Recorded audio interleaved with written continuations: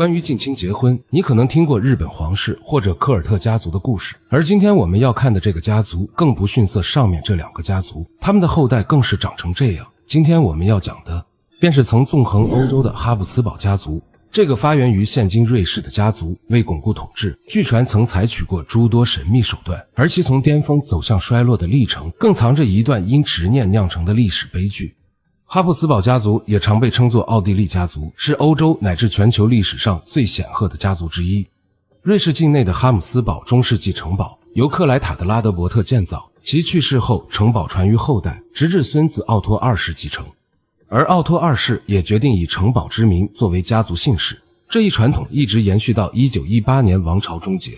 千餘年裡，哈布斯堡家族的統治版圖遠及克羅地亞、西班牙、葡萄牙等国，還特意分化出多個分支，讓權力觸角遍布各地，即便在局勢複雜的時代，也能牢牢穩住統治地位。家族各派系间的聯繫也極為緊密。為防止篡位，他們早期頻繁採用聯姻策略，這一手段曾收效顯著，也讓家族一步步壯大，甚至在巔峰時期，由家族成員扎里5世执掌的西班牙帝國，疆域比如今的俄羅斯還要大200多萬平方公里。扎里5世作為哈布斯堡王室巔峰時期的核心成員，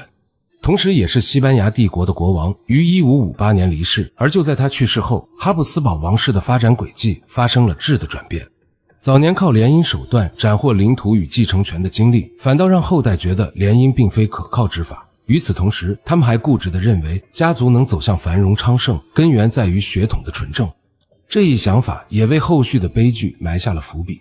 既不願與外族聯姻，又不肯和本國其他血統結合，哈布斯堡家族便只剩一條路可走，那就是被世人詬病的亂倫，也就是近親結婚。他們堅信唯有如此，才能讓後代的血統保持純粹。甚至為此制定了專屬的哈布斯堡婚姻政策，核心目標便是鞏固家族紐帶，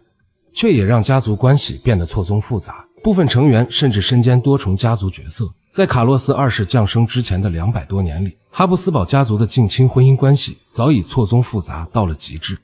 男主卡洛斯2世的曾祖父腓力2世與自己的侄女相戀並成婚生子，而這位侄女本就出身家族內部，是腓力2世的妹妹和其堂哥的女兒。男主的祖父腓力3世又迎娶了自己叔叔的女兒，生下了男主的父親腓力4世。腓力4世更是將肥水不流外人田做到了極致，直接與親妹妹的女兒瑪利亞安娜联姻，原本該是男主堂妹的瑪利亞安娜，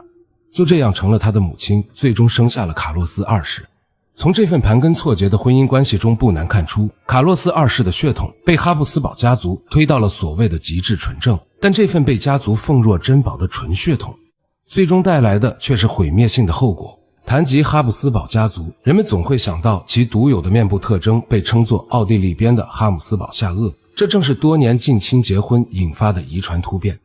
由於後代繼承了父母雙方的有害隱性基因，進而出現各類身體畸形，突出的下巴是最顯著的特徵。卡洛斯2世便因身體畸形嚴重，被冠以迷惑者的扎里的綽號。現代科學研究證實，哈布斯堡下頜給受影響的家族成員帶來了諸多健康問題，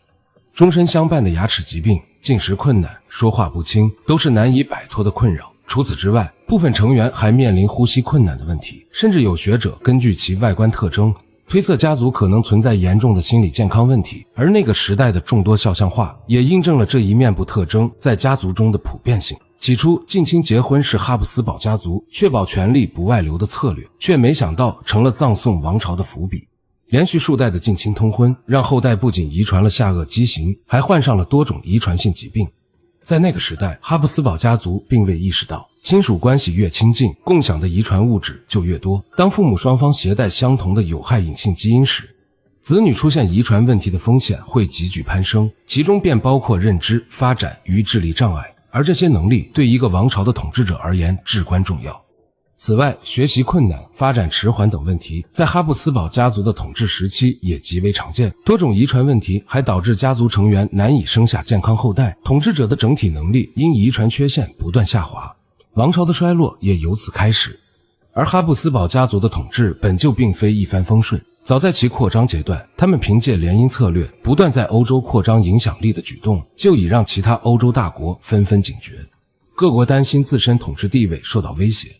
就此開始聯合反抗日漸強大的哈布斯堡家族。其統治期間，參與了無數戰爭，西班牙繼承戰爭、意大利戰爭以及歷時80年的戰爭，都能看到這個家族的身影。常年的戰事也讓家族的統治根基不斷動搖。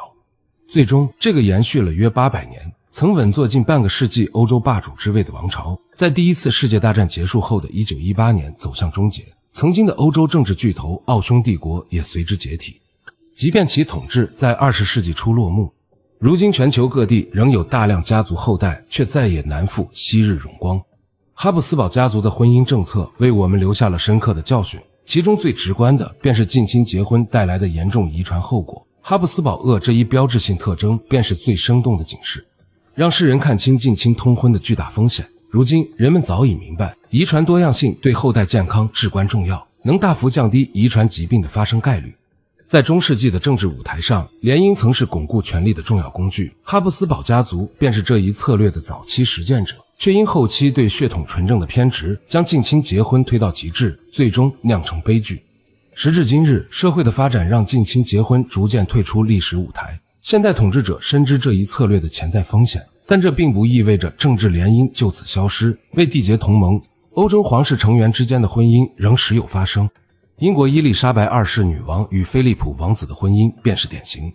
菲利普王子婚前便是希臘和丹麥的皇室成員。而哈布斯堡家族的歷史更給了世人一個深刻的警示：過度追求權力與財富，卻忽視自然規律，無視遺傳多樣性的重要性，最終只會走向衰落。正如奧地利皇帝、神聖羅馬帝國成員約瑟夫2世所言，上帝賦予我們生命，但並未保證我們會長壽。這句話道盡了哈布斯堡家族的悲劇命運。總的來說，哈布斯堡家族的歷史是一部充滿戲劇性的悲劇。他們曾站在歐洲權力的頂峰，締造過無上輝煌，卻因對血統的偏執執念，一步步走向衰敗。這一切都為我們敲響了警鐘：權力和財富並非萬能，違背自然規律的選擇終將迎來災難性的後果。這也是這段歷史留給世人最珍貴的教訓。